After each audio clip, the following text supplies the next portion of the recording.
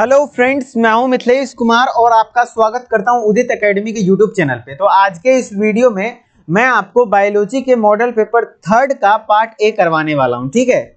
और आपको जानकारी के लिए बता दें कि जो बच्चे को ऑनलाइन टेस्ट देना है, ऑनलाइन कंप्यूटर पे टेस्ट देने में दिक्कत आती है, परेशानी होती है, तो पहले मैं बोल रहा हूँ कि आप टेस्ट का प्रैक्टिस कर लीजिएगा। टेस्ट की प्रैक्टिस करने के लिए आपका कोर्स का प्राइस घटा दिया गया है फिलहाल 2 दिनों के लिए, ठीक है। जो आपका डी फार्मा एंट्रेंस एग्जाम की तैयारी कराई जा रही थी, जो हमारा उदित फार्मेसी एप्लीकेशन ऐप पर जो कोर्स है, उस कोर्स का प्राइस अभी फिलहाल मात्र 199 रुपया कर दिया गया है। और काफी सारे बच्चों ने दिन भर में कोर्स ज्वाइन भी कर लिया है। तो अब आप भी चिंता मत करिए, आप डायरेक्टली वहां पे क्या क्या मिल जाएगा आपको, चैप्टर वाइज टेस्ट मिल जाएगा, जूलॉजी का, बॉटनी का, plus full mock test per day एक अपलोड करवा दे रहे हैं। फुल मॉक टेस्ट भी आप दे दीजिए, बिल्कुल वैसा ही वहां पे टेस्ट अवेलेबल है जैसा आपको एग्जाम में ऑनलाइन देने को मिलेगा, वैसा टेस्ट आपको ऐप पर हमारा मिल जाएगा, एकदम ऑनलाइन टेस्ट, ठीक है। जिससे कि आपका हैबिट बन जाए टेस्ट देने का। प्लस जितने भी टेस्ट में क्वेश्चंस हैं सारे का पीडीएफ मिल जाएगा, सारे का वीडियो सॉल्यूशन मिल जाएगा, ठीक है। तो ये सारी फीचर्स के साथ मात्र 199 रुपए में आपको उदित फार्मेसी के एप्लीकेशन ऐप पे मिल जाएगा। तो आप उसको विजिट कर लीजिए, टेस्ट देना जरूरी है। और चलिए हम लोग स्टार्ट करते हैं क्वेश्चन के आज के सीरीज को। तो पहला क्वेश्चन है आपका, माइटोकॉन्ड्रिया को देखने के लिए किया जाने वाला अभिरंजक कौन सा है, प्रयोग किए जाने वाला कौन सा अभिरंजक है। तो आपको पता होगा कि कोशिका तो एक अपने से सूक्ष्म है। अब कोशिका के अंदर भी माइटोकॉन्ड्रिया को देखने के लिए, माइक्रोस्कोप से भी देखने के लिए उसको स्ट्रेन करना पड़ता है, अभिरंजित करना पड़ता है, कलर करना पड़ता है। तो उसके लिए अलग अलग केमिकल्स होते हैं, जैसे कि फास्ट ग्रीन हो गया, सेफ्रानिन हो गया, एसिटोकोमान हो गया, या फिर जेनस ग्रीन। यहाँ पे चेनस नहीं होता है, जेनस होता है, ठीक है, जेनस ग्रीन। तो आप ये हमें बताइए, जेनस ग्रीन होता है, ठीक है। तो आप हमें ये बताइए कि कौन सा यहाँ पे आंसर सही होगा। तो आंसर नंबर डी हो जाएगा, जेनस ग्रीन का इस्तेमाल किया जाता है, ठीक है। नेक्स्ट क्वेश्चन है आपका, डिक्टियोजोम है। डिक्टियोजोम क्या है? तो प्लांट सेल में जो आपका गोल्जी बॉडी पाया जाता है, किसमें? प्लांट सेल में यदि आपका गोल्जी बॉडी पाया जाता है, क्या बोल रहा हूँ, गोल्जी बॉडी पाया जाता है, तो उसी गोल्जी बॉडी को हम लोग क्या कह देते हैं? डिक्टियोजोम्स कह देते हैं। क्या कहते हैं? डिक्टियोजोम्स कह देते हैं, ठीक है। तो प्लांट सेल में जो गोल्जी बॉडी पाई जाती है, गोल्जी का, उसी को हम लोग डिक्टियोजोम कह देते हैं। तो राइबोसोम का कोई एक वर्ग नहीं, ऐसा नहीं होगा। कशाभिक के संलग्न, ऐसा भी कुछ नहीं। श्वसन कनिका नहीं, गोल्जी का, यस, गोल्जी का ही हो जाएगा, ठीक है। नेक्स्ट क्वेश्चन है आपका, आवृत बीजी का भ्रूणपोष बना होता है। भ्रूणपोष कहने का मतलब क्या हुआ? Embryo sac. क्या? Embryo sac. और आपका आवृत बीजी कहने का मतलब क्या हुआ? एंजियोस्पर्म। तो एंजियोस्पर्म का जो भ्रूणपोष होता है वो कैसा होता है? तो कुछ इस प्रकार से होता है जैसा कि आपको दिख रहा है ना। इसमें कितने सेल होते हैं, कितने न्यूक्लियस होता है, वो गिनना पड़ता है। तो सबसे पहले आपको क्या याद रखना है कि ये एक सेल, ये हो गया, 2 सेल, 3 सेल ऊपर है, ये देखिए 1 2 3 सेल नीचे है, और ये पूरा एक बड़ा सा सेल है ना, सेंट्रल सेल जिसको कहते हैं। तो टोटल मिला के 3 ऊपर 3 नीचे, बीच में 1, तो 7 सेल हो गया। प्लस न्यूक्लियस कितना है? तो 1 2 3 4 5, बीच में 2 है, 6 7 8, तो टोटल 8 न्यूक्लियस है, याद रखिएगा। क्योंकि एक सेल में जो बीच वाला सेल है इसमें डबल न्यूक्लियस होते हैं, इसीलिए पोलर न्यूक्लियस कहते हैं, है ना, पोलर न्यूक्लियाई कहते हैं। तो 7 सेल होता है, 8 न्यूक्लियस होता है, यानी 7 कोशिका और 8 केंद्रक। तो देखिए ऑप्शन में है 8 कोशिका, नहीं, हम क्या बोल रहे हैं, 7 सेल्ड होते हैं, 8 न्यूक्लियट होते हैं। अब उस हिसाब से देखिए तो ये ऑप्शन होगा नहीं। 8 कोशिका होता है, नहीं, ये 7 सेल्ड होता है। 8 केंद्रक होता है, जी हाँ, 8 न्यूक्लियस होता है, 8 न्यूक्लियस होता है, और 7 कोशिका, जी। तो ऑप्शन नंबर 3 सही हो जाएगा, समझ रहे ना। नेक्स्ट क्वेश्चन है, ग्लाइकोलिसिस के साथ ग्लाइकोलिसिस तथा क्रेब चक्र के मध्य योजक कड़ी क्या है? तो बताइए, एसिटाइल कोएंजाइम ए, उसी को हिंदी में एसिटाइल सह एंजाइम ए भी कहते हैं, पायरुविक अम्ल, ऑक्जेलो एसिटिक अम्ल, या साइटोक्रोम। तो आपको मैं बता दूं कि जब ग्लाइकोलाइसिस का मतलब क्या होता है, देखिए ग्लाइकोलाइसिस क्या है वर्ड? ग्लाइकोलाइसिस। तो 2 वर्ड से मिलकर बना, एक ग्लूकोज, दूसरा लाइसिस। ग्लूकोज का क्या हो रहा है यहाँ पे? टूटना हो रहा है। क्या हो रहा है? ग्लूकोज का लाइसिस हो रहा है। लाइसिस मतलब break down. Glucose break down होकर के क्या मिलता है? 2 मॉलिक्यूल ऑफ पायरुविक एसिड। क्या बनता है? 2 मॉलिक्यूल ऑफ पायरुविक एसिड, है ना। 2 मॉलिक्यूल ऑफ पायरुविक एसिड का फॉर्मेशन होता है ग्लाइकोलिसिस के दौरान। एक ग्लूकोज के मॉलिक्यूल से टूटने से 2 मॉलिक्यूल ऑफ पायरुविक एसिड बनता है। अब ये पायरुविक एसिड जब ऑक्सीजन के प्रेजेंस में रिएक्ट करता है तो क्या बना लेता है?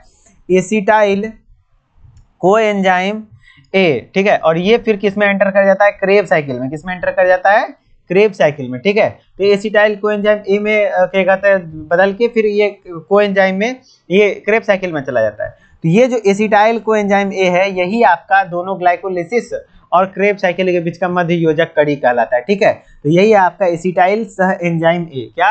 एसिटाइल सह एंजाइम ए। ठीक है, नेक्स्ट है क्लोरेलिन नामक प्रतिजैविक प्राप्त किया जाता है। तो क्लोरेलिन नामक एंटीबायोटिक किससे होगा? क्लोरेला से, एनाबिना से, कारा से, नॉस्टक से। तो नाम से तो चल रहा होगा क्लोरेलिन नामक एंटीबायोटिक की बात हो रहा है, तो क्लोरेला से। किससे? क्लोरेला से। ठीक है, चलिए नेक्स्ट है आपका एक आवृत बीजी में 600 पराग कणों को उत्पन्न करने के लिए कितने अर्धसूत्री विभाजन होंगे? तो आप हमें ये बताइए कि 600 परागकण को उत्पन्न करने के लिए कितने अर्धसूत्री विभाजन होगा? तो जब पोलन मदर सेल की, आपको पता होगा पोलन मदर सेल किसकी बात कर रहे हैं? पोलन मदर सेल परागकण मातृ कोशिकाएं जिसको हम लोग कहते हैं पोलन, जिससे कि पोलन ग्रेन बनता है। तो ये क्या होता है? डिप्लॉयड होता है। लेकिन जो पोलन ग्रेन होता है, जो परागकण होता है, परागकण, चलिए इसको हिंदी में ही लिखते हैं, परागकण होता है वो हैप्लॉयड होता है। तो डिप्लॉयड से हैप्लॉयड के लिए कौन सा डिवीजन होता है? मियोसिस। क्या होता है? मियोसिस। मियोसिस मतलब क्या हुआ बच्चा? अर्धसूत्री विभाजन। और एक अर्धसूत्री विभाजन से एक कोशिका से कितने बनते हैं? 4 कोशिका बनते हैं। तो आप ये बताइए कि 4 बनाने के लिए कितना विभाजन का जरूरत पड़ रहा है? एक विभाजन का। तो 600 बनाने के लिए कितना विभाजन का जरूरत पड़ेगा? तो 600/4 कर देंगे। तो 600/4 कर देंगे तो कितना हो जाएगा? 150। तो देख लिए एक बार में 4 बन रहा था, तो 150 बार में 600 को बन जाएगा। तो आंसर क्या हो जाएगा? 150, है ना? आंसर क्या हो जाएगा? 150। ओके, नेक्स्ट हो जाएगा आपका आंसर हो जाएगा, अच्छे से टिक कर दीजिए, 150। नेक्स्ट हो जाएगा क्वेश्चन, मानव जनसंख्या में वृद्धि का ग्राफ है। बताइए मानव जनसंख्या में जो वृद्धि का ग्राफ होता है, यदि पॉपुलेशन साइज का टाइम के साथ देखिएगा तो ग्राफ कुछ इस प्रकार से बनता है, सिग्मॉइड आकार का ग्राफ बनता है। ठीक है, एस आकार का ग्राफ एक्चुअली बनता है, प्रॉपर एस नहीं होता है, कुछ इस प्रकार से आपका ग्राफ फॉर्मेशन होता है। ठीक है, तो आपका आंसर क्या हो जाएगा? एस आकार। ठीक है, नेक्स्ट क्वेश्चन है, मृदा में उपस्थित अपघटित कार्बनिक पदार्थ सामान्यतः कहलाते हैं। तो मृदा में यानी कि सॉइल में जो अपघटित है, डिकम्पोज्ड ऑर्गेनिक मैटर, वो कहलाता है क्या? ह्यूमस। तो ह्यूमस का जब डेफिनेशन आप पढ़े होंगे तो ह्यूमस का एक्चुअली डेफिनेशन ही यही होता है कि decomposed organic material in soil, उसको हम लोग क्या कहते हैं? ह्यूमस कहते हैं। ठीक है, नेक्स्ट है आपका अम्ल वर्षा वातावरण में किसकी सांद्रता की अधिकता के कारण होती है? तो अम्लीय वर्षा वातावरण में किसकी सांद्रता के कारण होती है? कौन सा ज्यादा हो जाता है? तो कौन सा ज्यादा होता है? तो अम्ल वर्षा का कॉन्सेप्ट आपको कई बार समझा चुके होंगे कि एसिड रेन क्या होता है, जब वातावरण में NO2 गैस और SO2 गैस का वातावरण में मात्रा बहुत ज्यादा बढ़ जाता है। ठीक है, कौन कौन सा गैस? NO2 गैस और SO2 गैस। तो वातावरण में तो पहले से वाटर ड्रॉपलेट्स प्रेजेंट है, क्योंकि इवेपोरेशन ऑलवेज होते रहता है, वाष्पन, जिस वजह से पानी का मॉलिक्यूल ऊपर में प्रेजेंट है ही। अब NO2 रिएक्ट कर जाता है पानी से तो HNO3 बना लेता है जो कि नाइट्रिक एसिड है, और SO2 जब वाटर से रिएक्ट कर लेता है तो सल्फ्यूरिक एसिड बना लेता है। अब यही दोनों एसिड जब रेन के थ्रू नीचे गिरता है तो एसिड रेन कहलाता है। तो क्या पूछ रहा है? कौन से गैस का वातावरण में सांद्रता बढ़ जाता है? किसका सांद्रता बढ़ गया? देखिए तो NO2 और SO2 गैस का, है ना? तो आंसर क्या हो जाएगा? SO2 और Na2, पहला ऑप्शन ही है ना? नेक्स्ट क्वेश्चन है आपका क्या, बेंथम एवं हुकर द्वारा दी गई वर्गीकरण की पद्धति किस पुस्तक में प्रकाशित है? तो बेंथम एवं हुकर के द्वारा जो दिया गया था नेचुरल सिस्टम ऑफ क्लासिफिकेशन, वो किस पुस्तक में आपका प्रकाशित की गई है? तो वो आपका जेनेरा प्लांटेरम में किया गया है। किसमें किया गया बच्चा? जेनेरा प्लांटेरम में किया गया है। ठीक है, नेक्स्ट है, यदि एक डीएनए में ग्वानिन की मात्रा 20% है तो उसमें साइटोसिन की मात्रा कितनी होगी? तो आपको इसके पीछे कॉन्सेप्ट समझना पड़ेगा कि एक डीएनए में एडेनिन किससे बाइंड करता है? तो थायमिन से, और ग्वानिन किससे बाइंड करता है? तो साइटोसिन से। एडेनिन थायमिन के बीच कितने हाइड्रोजन बंध होते हैं? तो 2, और ग्वानिन साइटोसिन के बीच कितने हाइड्रोजन बंधन होते हैं? तो 3। ठीक है, अब जितना एडेनिन, क्योंकि एडेनिन के बिना थायमिन नहीं है और थायमिन के बिना एडेनिन नहीं है, कहते हैं ना हम तुम्हारे बिना कुछ नहीं है, तुम हमारे बिना कुछ नहीं है। तो वही बात है, जितना एडेनिन होगा उतना थायमिन होगा, जितना ग्वानिन होगा उतना साइटोसिन होगा। तो एक टाइप का क्वेश्चन तो इसमें सिंपल सा बन जाता है टाइप 1 में कि यदि एडेनिन दे दिया 20% मान लीजिए, तो थायमिन कितना होगा? तो सेम टू सेम 20% ही हो जाएगा, क्योंकि जितना एडेनिन होता है थायमिन। वैसे ही क्वेश्चन अगर पूछ दिया ग्वानिन 20% है तो साइटोसिन कितना होगा?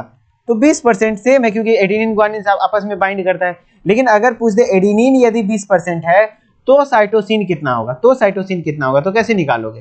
तो चूंकि एडेनिन 20% है तो जाहिर सी बात है कि थायमिन भी 20% होगा, और टोटल डीएनए में है कितना? 100%, है ना? तो जब एडेनिन 20% दिया हुआ है तो आपको मानना पड़ेगा कि थायमिन भी 20% होगा। तो टोटल मिला के 40% ये दोनों मिलके घेर लिया। अब जब 40% घेर लिया तो बचा कितना? 60%। तो 100 में से 40 घट जाएगा तो 60%। अब 60% में ही ना ग्वानिन और साइटोसिन होगा। अब ग्वानिन साइटोसिन जब भी होगा तो आधा आधा होगा, तो 60/2 कर देंगे तो 30% ग्वानिन हो जाएगा, 30% साइटोसिन हो जाएगा। तो इस तरीके से क्वेश्चन अलग अलग आ सकता है। तो यहाँ पे क्वेश्चन क्या है यदि गुआनिन की मात्रा 20% है तो साइटोसिन की क्या, तो गुआनिन दिया हुआ है और साइटोसिन पूछ रहा है, तो जी सी से बाइंड ही करता है, तो सिंपल हो गया, 20% ही आंसर हो जाएगा, है ना। यदि गुआनिन 20 है तो साइटोसिन 20 ही हो जाएगा, लेकिन गुआनिन यदि 20 है तो एडेनिन कितना होगा, तो आप सोचिए कि यदि गुआनिन 20 है तो गुआनिन यदि 20 है तो साइटोसिन भी 20 होगा, तो टोटल मिला के 40 इधरे हो गया, तो 100 में से 40 घट जाएगा तो 60 बचा हुआ है। अब 60 में से आधा क्या होगा, एडेनिन होगा, आधा थाइमिन होगा, तो 30% एडेनिन 30% थाइमिन, ठीक है, इस तरीके से आंसर होता है। नेक्स्ट है वायु शोषण में ग्लूकोज के एक अणु के पूर्ण ऑक्सीकरण के कितने एटीपी प्राप्त होते हैं, मतलब एक मॉलिक्यूल ऑफ ग्लूकोज को ब्रेक डाउन होने पर कितना एटीपी मिलता है, तो 1 ग्लूकोज मॉलिक्यूल पर 38 एटीपी मिलता है। कहीं कहीं ऑप्शन में या तो 38 एटीपी आंसर हो जाता है या तो 36 एटीपी, तो ऑप्शन में जो मिले उस हिसाब से काम करना है, ठीक है, या तो 36 एटीपी या तो 38 एटीपी, ठीक है। नेक्स्ट है हृदय में पाए जाने वाली पेशियां हैं, हृदय में पाए जाने वाली हार्ट में पाई जाने वाली मसल्स क्या कहलाते हैं, कार्डियक मसल्स कहलाते हैं, हृदय पेशियां कहलाती हैं, ठीक है, हृदय पेशियां कहलाती हैं। नेक्स्ट है पुंकेसर के तंतु का निकटस्थ सिरा किससे जुड़ा होता है, पुंकेसर के तंतु, पुंकेसर का तंतु मतलब समझ रहे हो ना, स्टामेन, है ना, स्टामेन, स्टामेन का 2 पार्ट होता है, एक फिलामेंट होता है, दूसरा एंथर होता है ना, तो फिलामेंट का जो निकटस्थ भाग है, निकटस्थ भाग ये वाला होता है और दूरस्थ भाग ये होता है, तो दूरस्थ भाग तो परागकोश से जुड़ जाता है यानी एंथर से, निकटस्थ भाग पुष्प दल से जुड़ा होता है, किससे, पुष्पासन या फिर पुष्प दल से, जिसको इंग्लिश में थैलस कहते हैं, आंसर हो जाएगा पुष्पासन या दल, ठीक है। नेक्स्ट है पादप में पत्तियों में CO2 स्थिरीकरण के दौरान मैलिक अम्ल का संश्लेषण कहाँ होता है, तो डायरेक्ट याद रख लीजिए, मैलिक अम्ल मेसोफिल सेल में बनता है, यानी पर्ण मध्योतक कोशिका में, किसमें, पर्ण मध्योतक कोशिका में आपका मैलिक अम्ल का फॉर्मेशन होता है। डीएनए अणु एवं हिस्टोन पर कुल आवेश होते हैं, तो डीएनए अणु एवं हिस्टोन पर कुल आने, तो डीएनए क्या होता है, निगेटिवली होता है, याद रखिएगा, और हिस्टोन प्रोटीन है ना, तो पॉजिटिवली होता है। कैसे याद रखेंगे, तो डीएनए चूंकि एन है तो निगेटिव हो गया, हिस्टोन चूंकि प्रोटीन है तो पॉ से प्रोटीन, पॉ से पॉजिटिव हो गया, तो माइनस प्लस दोनों होता है, तो ऋणात्मक भी हो गया धनात्मक भी हो गया, तो दोनों आंसर हो जाएगा। दोनों यहाँ नहीं होगा ऑप्शन में, दोनों धनात्मक दोनों ऋणात्मक, धनात्मक ऋणात्मक दोनों मिला के दोनों हो सकता है, ठीक है। नेक्स्ट है, एक सेकेंड, यहाँ पे कह रहा है डीएनए अणु एवं हिस्टोन अणु पर कुल आवेश कितना होता है, तो चूंकि ये माइनस है, सुनिए, डीएनए क्या है, माइनस है और हिस्टोन प्लस है, तो ये माइनस प्लस न्यूट्रल हो जाएगा, तो आंसर शून्य हो जाएगा, सॉरी आंसर यहाँ क्या हो जाएगा, शून्य हो जाएगा, बहुत बड़ा ब्लंडर हो जाता है। देखिए क्योंकि अलग अलग पूछ नहीं रहा है, डीएनए अणु पे क्या होता है, निगेटिव, हिस्टोन पर पॉजिटिव है, कुल आवेश पूछ रहा है, तो माइनस प्लस बैलेंस हो जाएगा, तो 0 हो जाएगा आंसर, ठीक है। नेक्स्ट है निम्नलिखित में से किस जीवों में जैव विविधता की प्रचुर मात्रा मिलती है, तो उष्ण कटिबंधीय सदाबहार मानसूनी वन में आपको सबसे ज्यादा क्या मिलता है, उष्ण कटिबंधीय सदाबहार मानसूनी वन में आपको जैव विविधता का प्रचुर मात्रा देखने को मिलेगा, ठीक है। नेक्स्ट है ब्लू बेबी सिंड्रोम का कारण है, तो बताइए ब्लू बेबी सिंड्रोम का कारण क्या है, तो जो ब्लू बेबी सिंड्रोम होता है वो क्या होता है, शरीर में पीला नीला रंग हो जाता है और उसमें क्या होता है, हीमोग्लोबिन जो है किस में कन्वर्ट हो जाता है, मेटा हीमोग्लोबिन में कन्वर्ट हो जाता है, तो मीटा हीमोग्लोबिन के कारण होता है, ठीक है। नेक्स्ट है निम्नलिखित में से कौन सा विकल्प सुमेल है, प्याज बल्ब, तो यही तो सही है, हमने बताया है ना, ओनियन, ओनियन क्या होता है, बल्ब होता है, और पोटैटो क्या होता है, ट्यूबर होता है, और मॉडिफिकेशन का नाम है जिंजर, क्या होता है, राइजोम होता है, जिंजर राइजोम होता है ना, ये सब याद रहना चाहिए। स्त्री धानीधर किस में पाया जाता है, तो स्त्री धानीधर आपका मर्केंसिया में पाया जाता है, ठीक है, किस में पाया जाता है, मर्केंसिया में पाया जाता है। तो इस तरीके से आपका आज का क्लास भी खत्म हुआ, और आप टेस्ट सीरीज को यदि ज्वाइन करना चाहते हैं तो उदित फार्मेसी के एप्लीकेशन ऐप को विजिट कर लीजिए, जाइए प्ले स्टोर पे उदित फार्मेसी सर्च कीजिए, वहाँ स्टोर वाले सेक्शन में जाइए और उसके बाद आप अपने कोर्स को परचेज कर लीजिए और टेस्ट देना शुरू कीजिए, ठीक है। चलिए मिलते हैं नेक्स्ट वीडियो में, तब तक के लिए धन्यवाद, ओके बाय बाय।